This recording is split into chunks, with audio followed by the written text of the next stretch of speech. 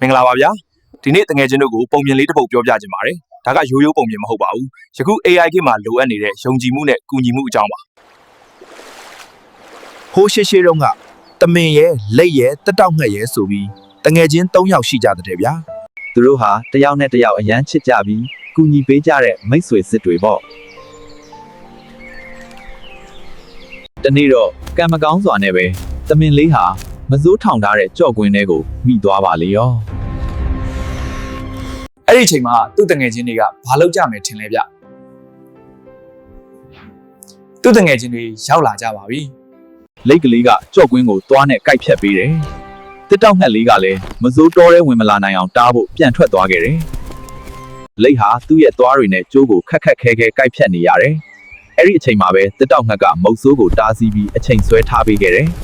နောက်ဆုံးမှာတော့သူတို့ရဲ့စီးလုံးမှုကြောင့်ကြိုးကပြတ်သွားပြီးတမင်လေးလည်းလွတ်မြောက်သွားခဲ့ပါတယ်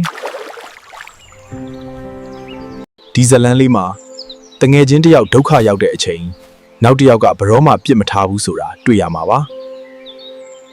ကျွန်တော်တို့ဒီနေ့ခေတ်ကမ္ဘာမှာလဲ